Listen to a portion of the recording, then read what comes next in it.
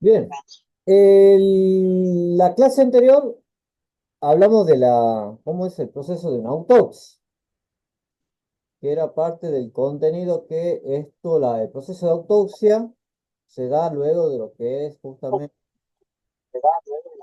lo que es el traslado del cuerpo.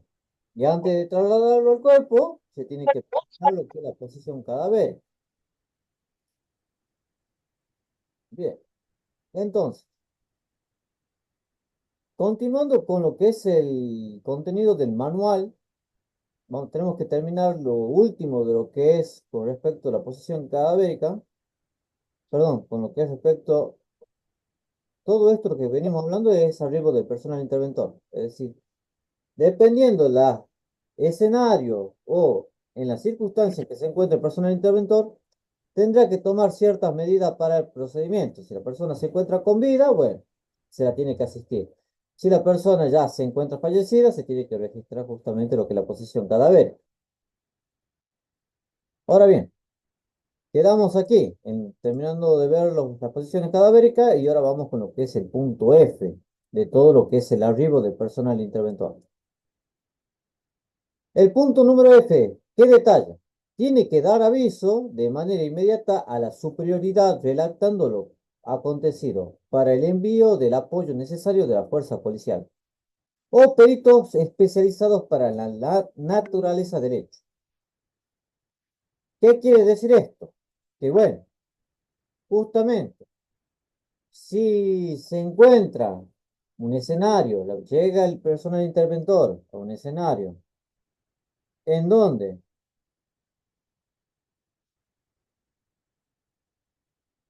en donde hay 5 o 6 personas sin vida, aparentemente, y bueno, con un médico forense van a quedar cortos.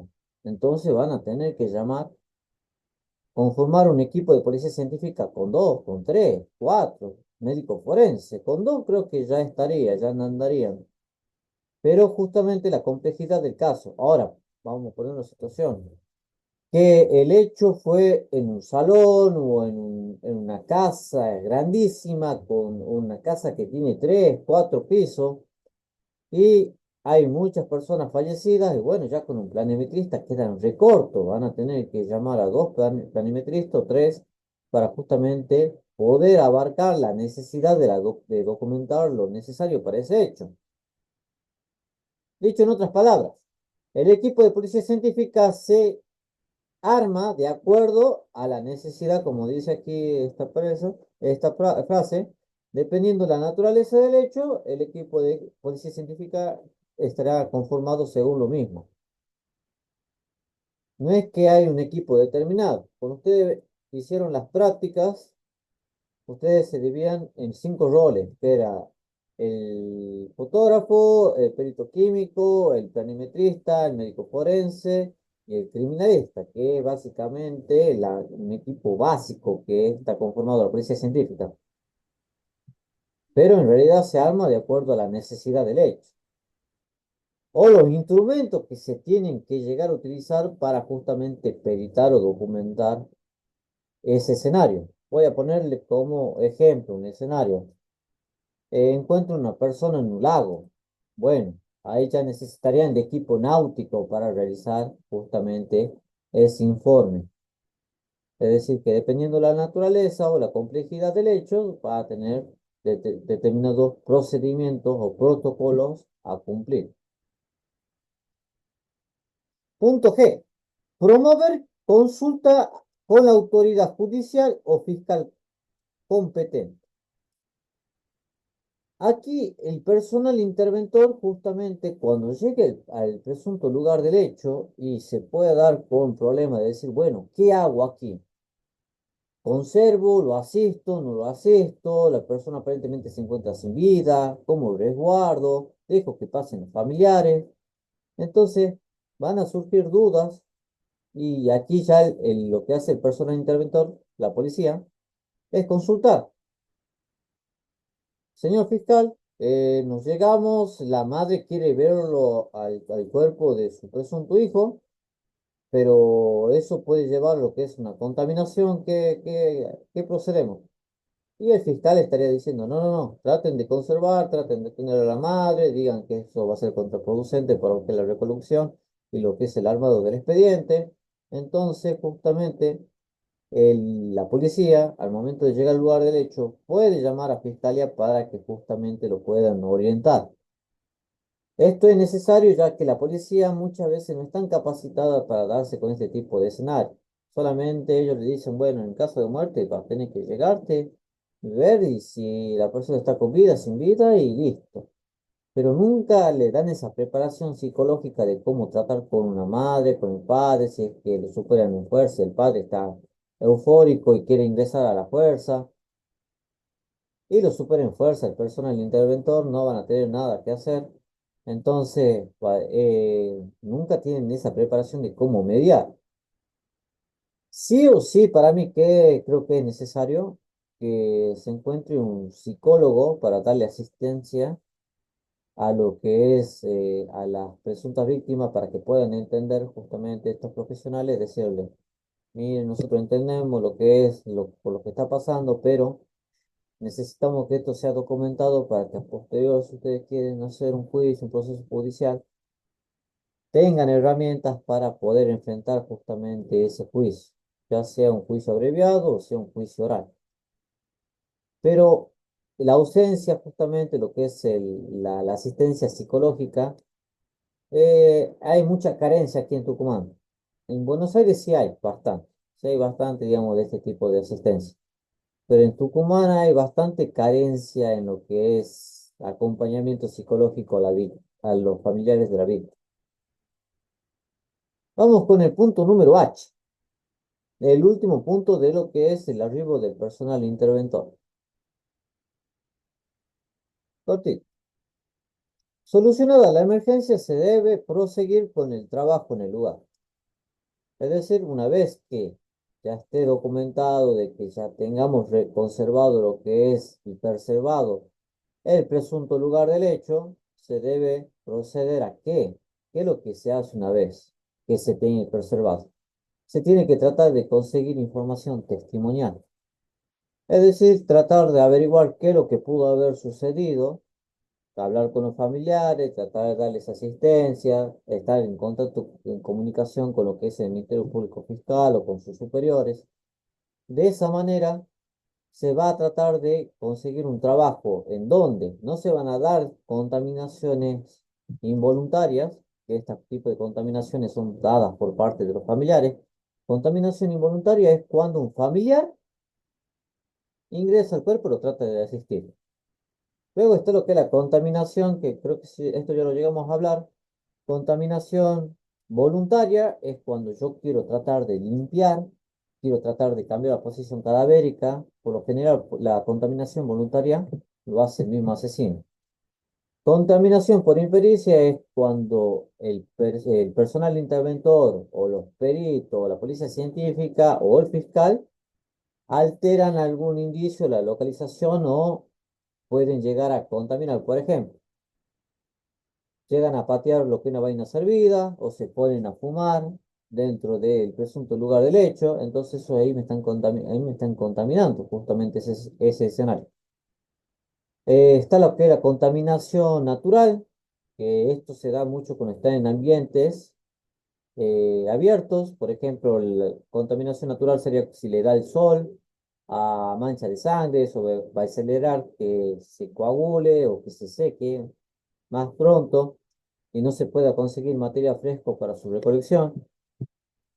Puede dar la lluvia, puede dar viento, entonces lo puede alterar naturalmente, un indicio que puede tener una contaminación por parte de la naturaleza. Es decir, que sería una contaminación más que por la parte de la naturaleza, una contaminación más climatológica. Contaminación animal es cuando un animal, ya sea doméstico o salvaje, interactúa con el cuerpo. Alguna vez ustedes vieron cómo son los animales que tienen mucho apego a los dueños. Y bueno, un animal puede ir y quedarse acostado a la par del cuerpo sin vida. Eso sería una contaminación por animal doméstico. Y luego salvaje es cuando lo tiran al cuerpo, al costado de una ruta. Y bueno, el instinto animal va, lo empiezan a devorar y no sé si en algunos casos ustedes llegaron a escuchar o ver que estaban algunas familias circulando por la ruta y vieron un perro con un brazo, con una mano ahí cruzando la carretera. Entonces, justamente hacen el aviso y se le dice, acabamos de ver ahí un perro que iba con una mano, parece, al parecer, de una persona. Luego está lo que es la contaminación artificial. Contaminación artificial es cuando ya algún electrodoméstico altera, porque me está cambiando lo que es la temperatura del lugar. Por ejemplo, el aire acondicionado, el ventilador, un caloventor puede producir lo que es una contaminación artificial o un horno prendido. Bien, entonces hay varios tipos tipos de contaminaciones. Luego está lo que es la contaminación por fuerza mayor, que es cuando hay peligro de fuga de gas, o se está incendiando el lugar, o hay peligro de derrumbe, bueno, se lo saca el cuerpo porque se tiene que conservar lo que es la integridad del fallecido, de la persona que acaba de perder la vida, o la integridad justa, o para tratar de salvaguardar la vida de esta persona. Si está con vida, bueno, se la tiene que asistir. Procedemos con el siguiente título. Protección del lugar del hecho o escena del delito. ¿Cómo se lo protege? Y aquí ya entraremos más en lo que es zona abierta, como en una investigación en zona abierta. Para darle un pantallazo, zona abierta ya entraría en lo que es, prácticamente puede ser en la calle, en descampado, en un lago, en un río, pueden ser en diferentes lugares.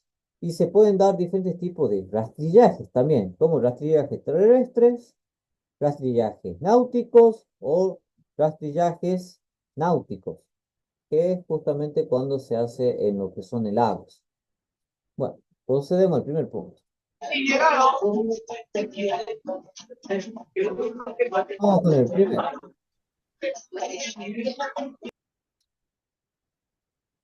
Para este punto, para esta demarcación se utilizarán cintas, vallas, móviles, funcionarios públicos o cualquier otro medio útil para tal fin. Es decir, ¿cómo se va a proteger un escenario de un crimen? Bueno, la conservación. Si en área cerrada es fácil, es relativamente sencillo. Como nosotros lo vimos en el expediente penal, ¿qué es lo que se hace? Se deja la puerta entreabierta y se deja lo que es una cinta de peligro y queda ahí. Ahí ya queda lo que es la delimitación del escenario o preservación del presunto lugar del hecho. Entonces, como que no hay muchas complicaciones cuando es en un área cerrada. La complicación se va a dar cuando es un área abierta. Por ejemplo, en el caso de accidente de tránsito, que suele verse mucho aquí en San Miguel, utilizan como medio para delimitar el área personas que están en bicicleta, ponen la bicicleta como un vallado y de esa manera están delimitando justamente el área. Pueden poner también lo que es una patrulla para delimitar o para cortar una calle, de esa manera conservar toda esa calzada hasta que llegue la policía científica y haga lo que es la recolección o la documentación justamente de ese escenario. Los funcionarios públicos también pueden formar una valla, es decir, un grupo de policías pueden armar lo que es una barricada humana y de esa manera conservar lo que es ese escenario o cualquier otro medio útil para tal fin. ¿Qué pueden ser estos? Bueno, pueden ser algunas señalizaciones. Ustedes vieron lo que son las señalizaciones en los conos de prevención. Se van poniendo, en caso de accidentes, se los ponen en esos conos para tratar de conservar y de paso alertar y prevenir a los conductores, dando aviso de que hubo un presunto accidente de tránsito o siniestro vial.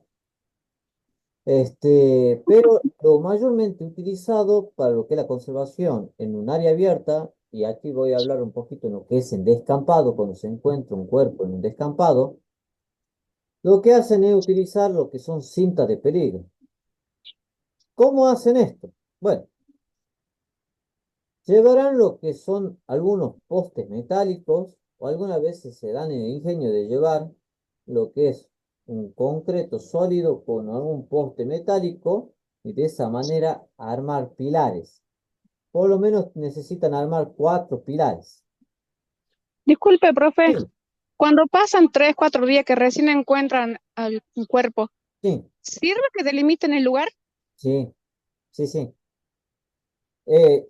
Llegamos a esto hasta lo que es la zona y ahí explico por qué es necesario delimitar el área. Bien, Entonces, justamente este es el que más complejidad se presenta cuando se encuentra un descampado en un área abierta. Vamos con el segundo. El lugar del hecho o escena del delito deberá separarse en 3 zonas, cuyos límites estarán fijados de acuerdo a las características del suceso. Y aquí vamos a hablar de las áreas, de cómo es en un área abierta, vamos a poner un descampado, cómo, o en algún lugar de pastizales, cómo se delimita esa área. Algo también que me estoy dejando pasar es que pueden utilizar árboles o algunos puntos fijos para lo que es atar la cinta de peligro y de esa manera delimitarlo. Problemas que se dan con lo que es la cinta de peligro, que al correr viento, hay viento en lo que es en agosto o en momentos donde corre muchísimo viento, esa cinta no suele delimitar muy bien, que digamos, se suelen dar una serie de complicaciones. Es decir, que la delimitación del área va a depender mucho también de la situación climatológica. Si un clima ventoso, bueno, eso va a estar complicando muchísimo lo que es la delimitación. ¿En cuántas zonas se separa? Bueno, tenemos lo que es la zona interior o zona crítica. Por lo general, en la zona interior, en la zona crítica, ¿qué es lo que dice?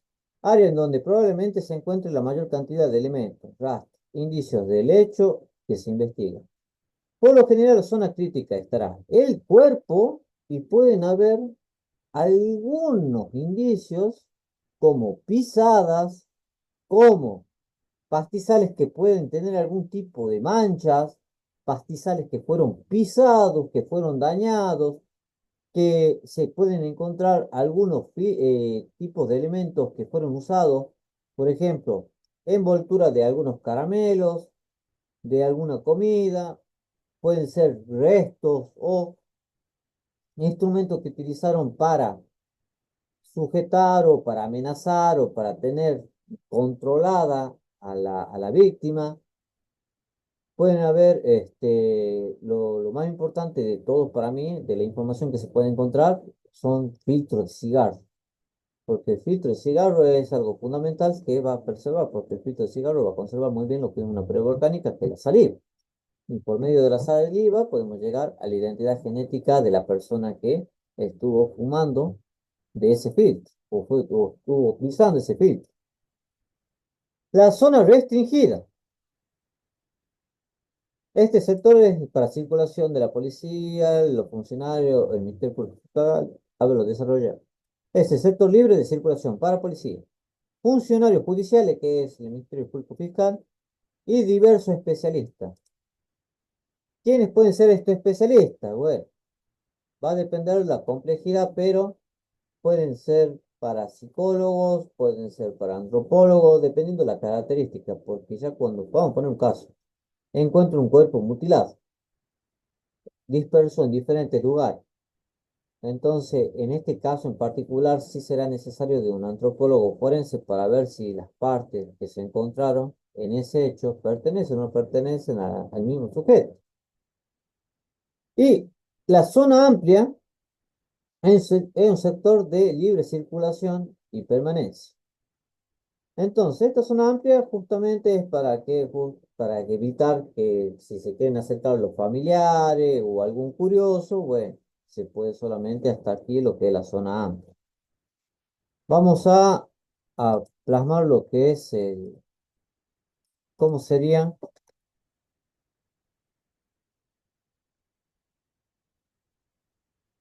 cómo se delimita el área. Bien, para eso vamos a dibujar un cuerpecito lo más rápido posible. Vamos a dibujar la presunta víctima.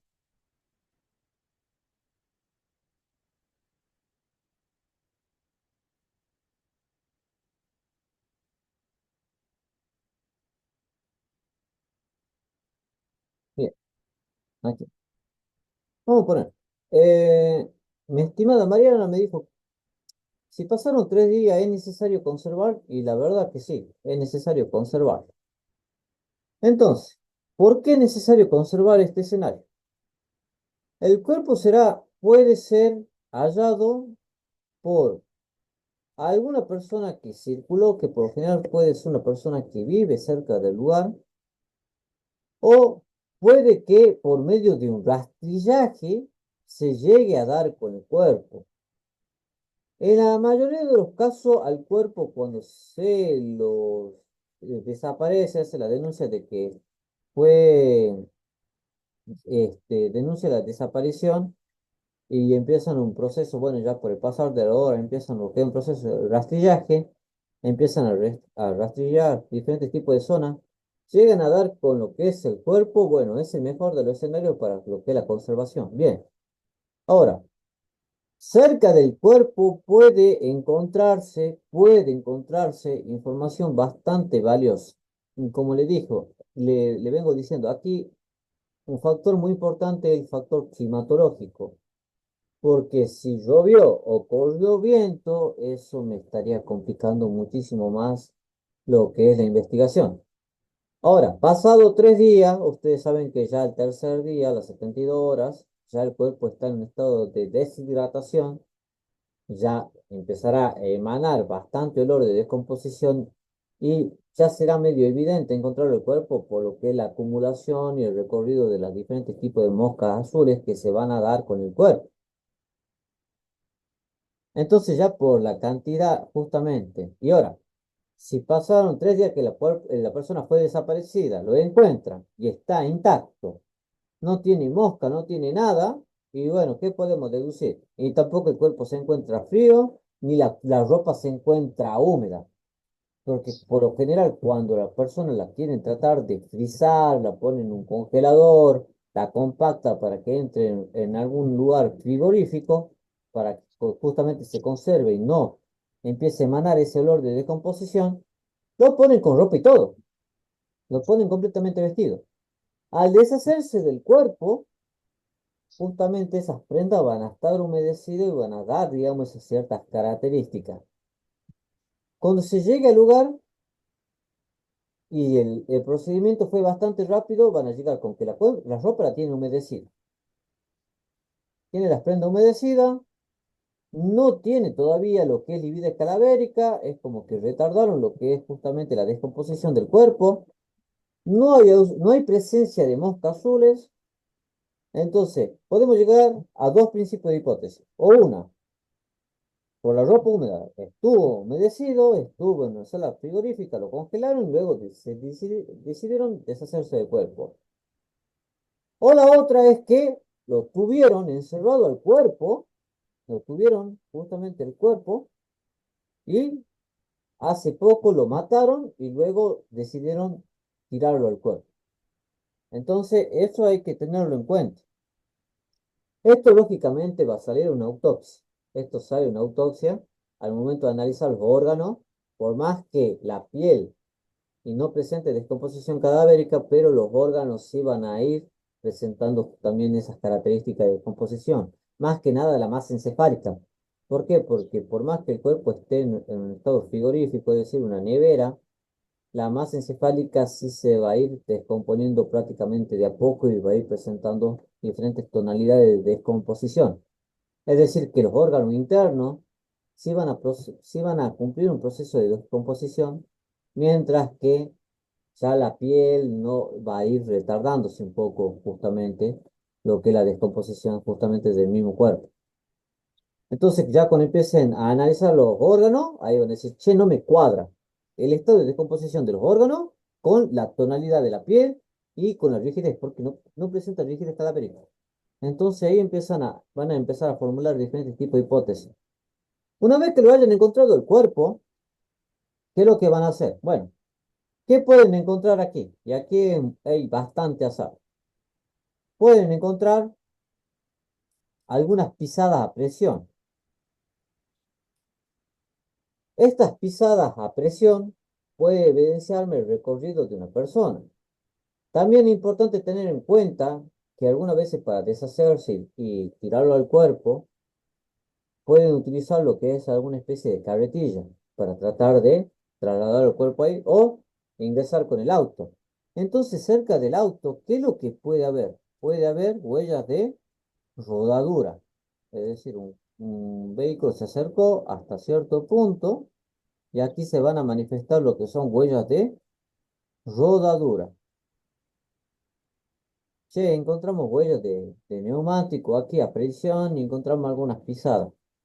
Entonces, ese vehículo, un vehículo llegó hasta aquí, lo tiró al cuerpo y luego se fue.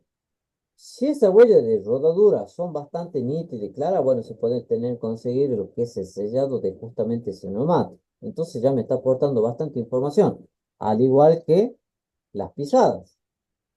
Ustedes saben que las pisadas pueden ser extraídas por medio de yeso, que no recuerdo muy bien si esto lo llegamos a ver, de cómo se hace la extracción de una pisada a presión. No, no la vimos, profe. No, ahora le explico, rapidito. Cuando se encuentra una pisada a presión, ¿qué se debe proceder? Extraer una pisada a presión es relativamente sencillo. O sea, que lo único que se necesita es prácticamente es yeso, unos palillos y una red metálica. Vamos a, vamos a dibujar lo que es una pisada a presión. Aquí. A ver, lo hagamos aquí abajo, así no lo arruinamos el dibujo.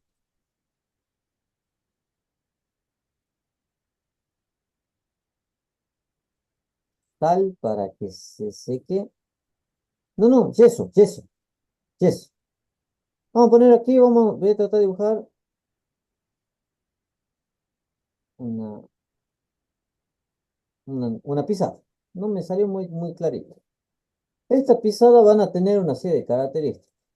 Pueden tener lo que son algunos relieves característicos de ese calzado, puede tener lo que es la marca, puede presentar algunos desgastes, puede tener lo que es la marquita. Si ustedes, creo que en alguna práctica, no recuerdo bien si lo tuve con ustedes o no, que en la práctica de ahorcamiento había una pisada a presión. Sí, profe, había una pisada a presión. Y ustedes sacaron una fotito. Sí, Bien. Ahora, ¿cómo se la puede recolectar justamente esa pisada a presión? A ver, vamos a poner una tonalidad, un marroncito aquí para que... Ahí está. Tenemos esa pisada aquí, en la tierra. Ahora bien, ¿qué es lo que se utilizará? Necesitamos preparar una mezcla de yeso. La cantidad de yeso que se tiene que mezclar o armar tiene que ser casi cercana a lo que es el tamaño y el volumen justamente de este sellado o pisada a presión. Entonces voy a necesitar justamente lo que es una mezcla de yeso. Y no sé si alguien trabajó alguna vez con yeso. Hay que calcular bien lo que es la cantidad entre yeso y agua, porque si le pongo mucha ujú, agua, va a quedar bueno, blandito o si no muy duro. exactamente. Y si le pongo poquita agua, no se va a llegar a disolver todo, no se va a llegar a humedecer todo el yeso. Y al momento de poner la mezcla, no se va a llegar a esparcir. Hagan cuenta que esto es un molde. Esto es prácticamente una pisada a presión, es un molde. Y lo que tenemos que tratar de hacer es como que tenemos que tratar de cubrir todo ese molde. Hay que controlar bien lo que es la cantidad del yeso que vamos a utilizar. Entonces, yeso se necesitarán 6 palillos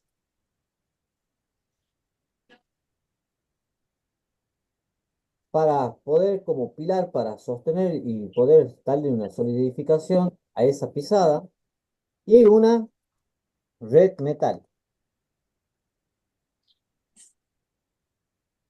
¿Ustedes vieron esas redes metálicas que utilizan para lo que es para evitar lo que es el ingreso de insectos? Que por una vez se ponen lo que está en esa red para evitar el ingreso de mosquitos, lo que es una mosquetera prácticamente, bueno, básicamente, pero de metal. Entonces, aquí, ¿qué es lo que se hará? Una vez que yo tengo la pisada, voy a preparar la mezcla de yeso y voy a vertir la mitad. Entonces, la mitad de esa mezcla la voy a poner en ese sellado impreso. Vamos a ponerlo aquí con esto. Y vamos a poner aquí toda esa mezcla de yeso. En donde me va justamente este molde y voy a poner todo. Tiene que estar completamente todo. Bien. Una vez que puse la mitad de esa mezcla de yeso, voy a proceder a utilizar lo que son palillos. 6 en total. Se pondrán dos de manera vertical. Entonces, aquí. ¿Esto sería para sacar la completa la huella, profe? Claro, claro, claro. Eso es para distraer. Perdón, me estoy saltando un paso. Luego de lo que es poner el yeso, se pone la red metálica. Entonces aquí vamos a poner la red metálica con color gris. Ahora aquí ponemos la red metálica. Ya tenemos ahí el yeso vertido. Se pone esta malla. Este no. No, mañana vas a ir a pileta. No, pero de la nueva de acá. La de ahí. Mamá, dale. Oh, sí me dijo. Ahí. Ponemos la red metálica. Ahora sí, procedemos. Una vez que ya está la red metálica sobre este yeso vertido, procedemos a poner dos palillos de manera vertical y cuatro palillos de manera horizontal.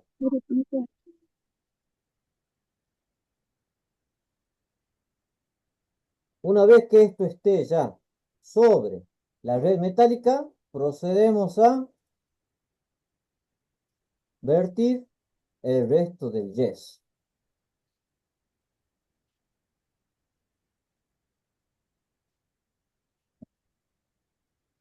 Procedemos a vertir la mitad del yeso. Una vez ya vertido lo que es el yeso que nos quedó, vamos a esperar 15 a 30 minutos. Si está en un área abierta, esto se seca en 10 minutos prácticamente. El yeso se seca muy rápido si yo hice muy bien lo que era mezcla. Una vez que ya esté vertido esto, ahí se van a tomar, y esto se recomienda mucho, con muchísimo cuidado, se toma de los palillos porque justamente los palillos son como si fueran los pilares. Es justamente esto lo que va a hacer que al momento de hacer la extracción, esto no se me va a quebrar. ¿Qué sucede si yo solamente le pongo yeso? Bueno, el yeso se va a adherir justamente a la superficie y cuando yo lo quiera extraer, se puede llegar a quebrar. Si le pongo solamente la red metálica, también se puede llegar a quebrar.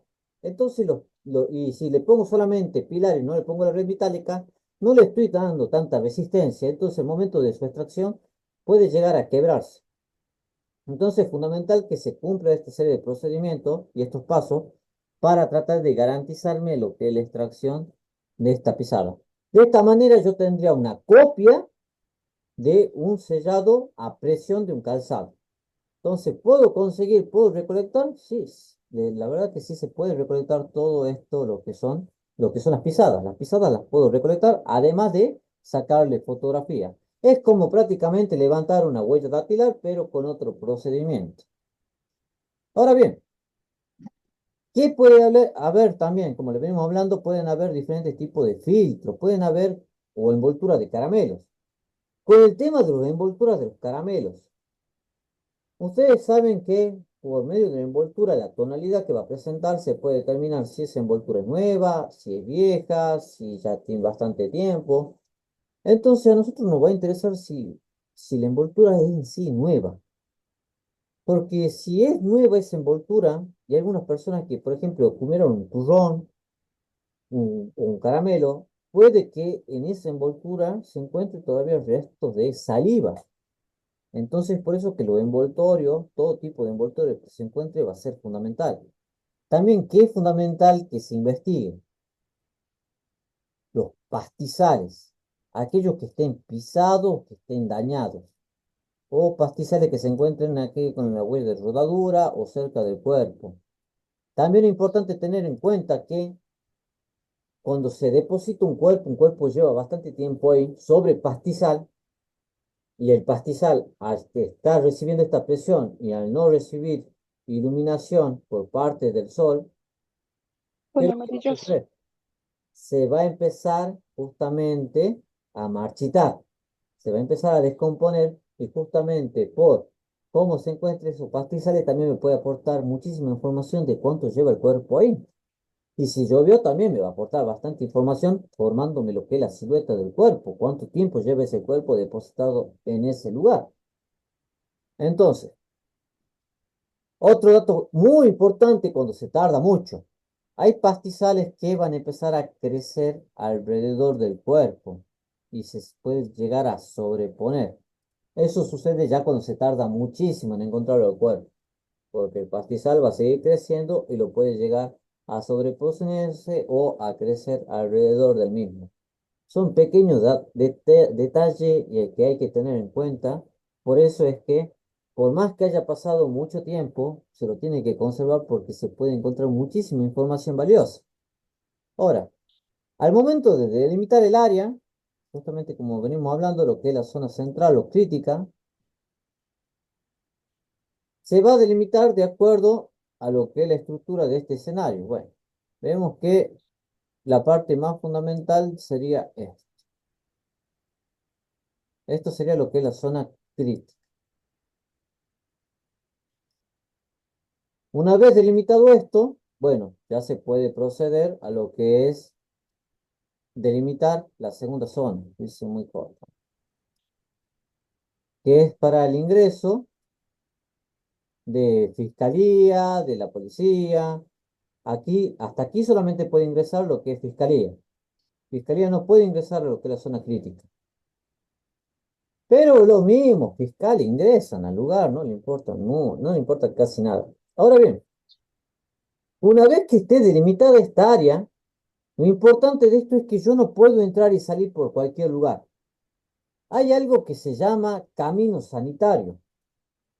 Justamente van a armar justo aquí con la cinta de delimitación un camino sanitario. ¿Para qué? Para que de esta manera puedan ingresar y salir. De esa manera se va a evitar la contaminación. Es decir, yo no voy a ingresar donde yo quiero. Yo voy a ingresar, bueno, si ingresamos, vamos a ingresar por este camino sanitario. ¿Qué sucede si ingresamos por aquí? Bueno, podemos llegar a contaminar o alterar algún indicio. Como le vengo diciendo, la cinta para delimitar, el viento puede llegar a correr, a cortar la cinta, y eso me va a complicar muchísimo en lo que es la investigación.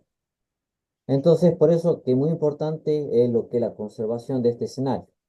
Pero justamente le venimos hablando, depende mucho de la situación climatológica. El viento y la lluvia va a ser un clima bastante desfavorable para lo que es la investigación.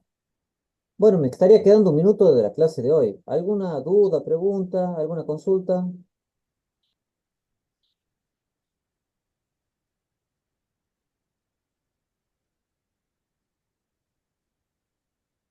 Bueno, me parece ninguno.